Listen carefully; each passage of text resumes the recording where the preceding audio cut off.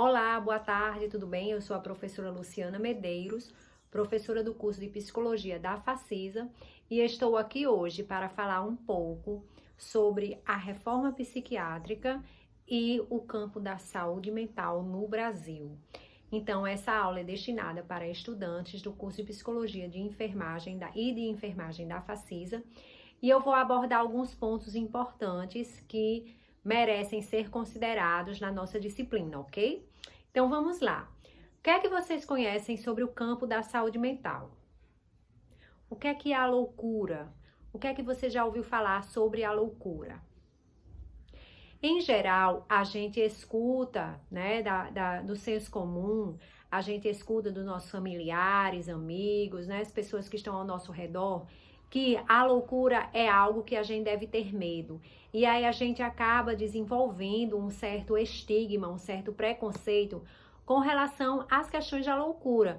Por quê? Porque a gente aprendeu isso, né? Foi algo que foi passado pra gente de geração em geração, que tem uma história, né? Tem uma história, esse conceito de loucura que a gente carrega com a gente. E isso muitas vezes faz com que a gente tenha certas atitudes que não são tão legais, tão saudáveis, tão benéficas para a pessoa que tem algum transtorno mental. Então eu vou contar para vocês um pouquinho essa história aí da reforma psiquiátrica, da história da loucura. Vou com algo, não é algo super mega aprofundado, porque senão eu não consigo fazer um vídeo que realmente fique interessante para os alunos de graduação.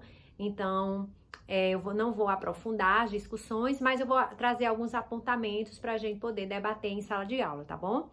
Eu vou me basear em algumas referências e eu vou mostrando aqui aos poucos. E eu gostaria que vocês me acompanhassem aí nessa história. Então, eu vou começar primeiro com essa ideia de loucura.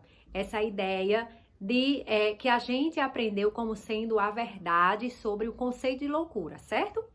Vamos lá. Na Idade Média, o que é que a gente tinha? Né? Vamos começar lá da Idade Média, esse conceito de loucura, esse conceito de saúde mental que a gente foi desenvolvendo ao longo do tempo. Lá na Idade Média, os loucos, né?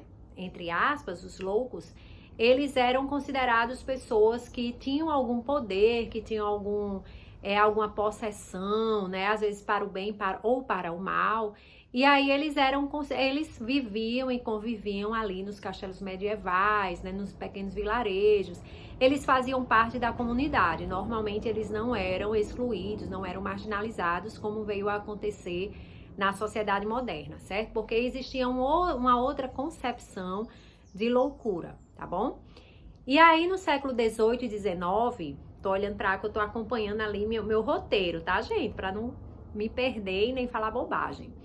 Então, assim, na Idade Média, a gente tem uma concepção de loucura muito mais tranquila, muito mais relacionada às questões religiosas, místicas, sagradas. E aí a pessoa que era considerada louca na época, pelos comportamentos e tal, ela não era uma pessoa excluída, tá? Somente no século XVIII e XIX, né, e não coincidentemente com o advento da sociedade moderna, né, com a história do advento do capitalismo, do maquinário, né, da Revolução Industrial, onde as fábricas vão começar a empregar pessoas para produzir quantidade de coisas, né, quantidade de produtos, é que começa-se a se estudar, né, começa-se a se perceber que existe algo subjetivo, algo relacionado ao comportamento e às condutas de uma pessoa, que muitas vezes não permitiam que ela trabalhasse ou ela não conseguia desenvolver uma alta produtividade naquela fábrica. E aí começa-se a se interessar, bem, o que está acontecendo aí com essas pessoas que elas têm uns comportamentos diferentes, né? Que ela tem algum sofrimento, tem uma sintomatologia diferente. E aí começa o estudo da chamada a ciência do alienismo. Né, a alienação, o alienado mental começa lá com Pinel, um médico francês, que começa a se interessar aí no século XVIII, XIX, por essas pessoas que tinham comportamentos diferentes, que tinham condutas diferentes e que às vezes elas não se adequavam, vamos dizer assim, ao que era considerado como normal, sabe? É aquela pessoa que saía né, daquilo que era esperado dela, saía do padrão, vamos dizer assim.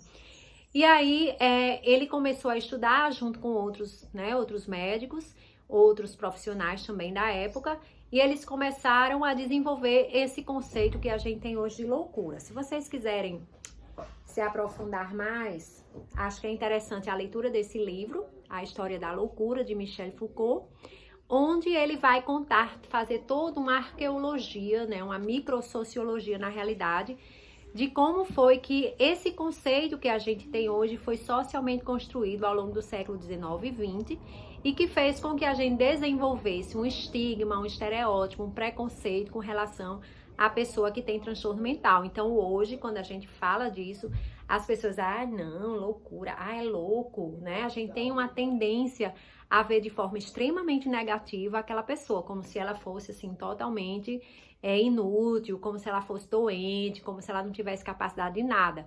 Por quê? Porque a gente foi levado a ter esse conceito, em função desses estudos aí, lá do século XIX, em função dessa concepção de sociedade produtivista, que tem que estar o tempo todo 100%, que o sofrimento é algo mal visto, que muitas vezes você tem que estar bem, tem que estar normal, né? Tem que se adequar a uma estatística, entende? Então, esse conceito de loucura que a gente tem hoje, ele foi socialmente construído, tá? Então, se a gente vai estudar o livro, né? Se a gente vai ler o livro, que eu acho que é super válida essa leitura, você vai entender assim, como na Idade Antiga, na Idade Média, na Idade Moderna, era diferente, né? A concepção, a maneira de cuidar dessas pessoas, a maneira de conceber o sofrimento psicológico. E aí no século XIX acontece uma coisa muito interessante não do ponto de vista positivo, mas de chamar a atenção da gente com relação à história, que é o controle social e moral e a disciplina dos corpos. Essa discussão você vai encontrar também nesse livro, né, Ordem Médica e Norma Familiar, de Jurandir Freire Costa.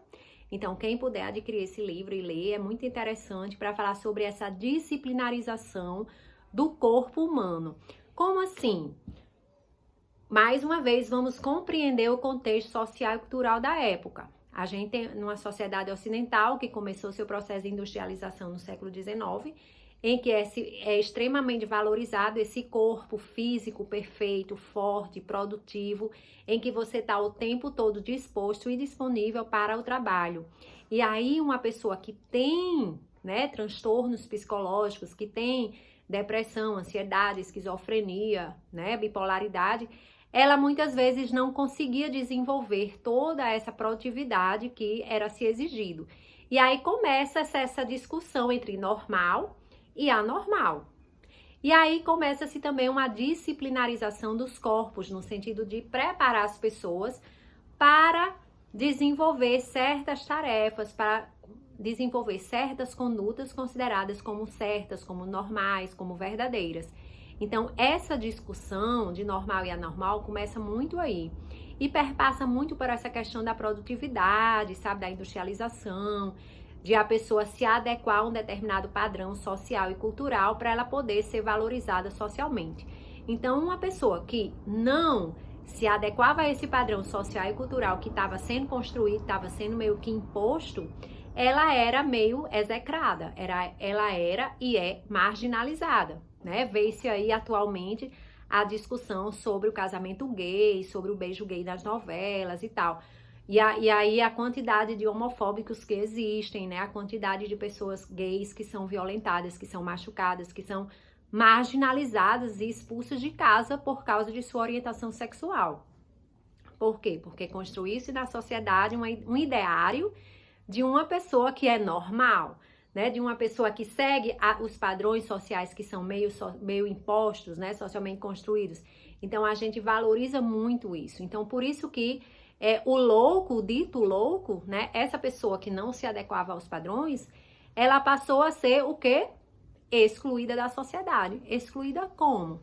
Através da internação nos hospitais psiquiátricos, né? Construíram-se os manicômios, e aí as pessoas eram colocadas lá a título de tratamento, que até então poderia ser interessante, né? O tratamento, cuidado e tal.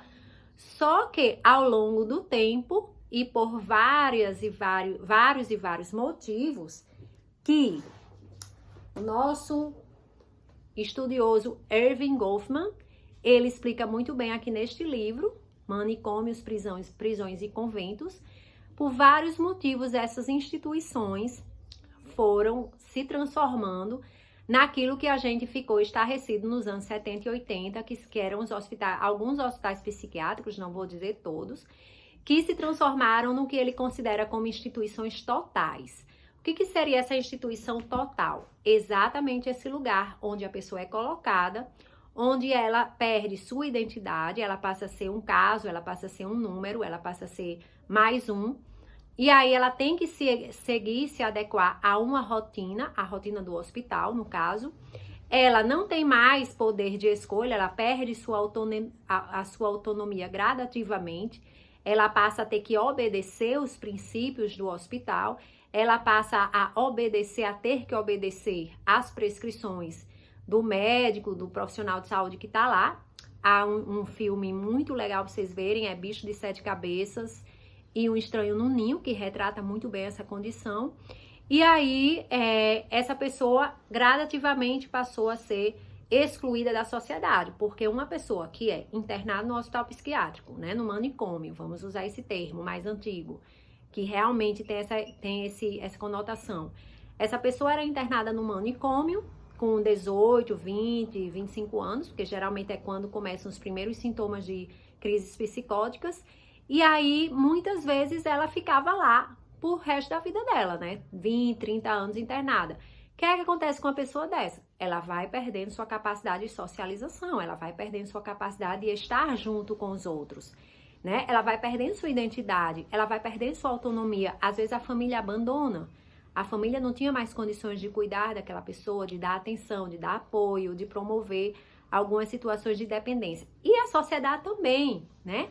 A sociedade marginalizava essa pessoa porque dizia, é louca, não é normal, então eu não quero você aqui, né? O que vale na sociedade é a pessoa produtiva, é a pessoa normal, é a pessoa saudável, então não fique aqui com a gente, sabe? Então a gente tende a excluir, né? E a sociedade moderna, ela excluiu mesmo, marginalizou mesmo. Quem não se adequava a esse padrão ia sendo, né, excluída de alguma forma, tá? Então, o manicômio tem essa história, né? Essa pessoa ficava lá internada anos e anos, sofrendo, e muitas vezes sofrendo maus tratos, violência em vários aspectos, que Goffman coloca muito bem, né, as consequências disso.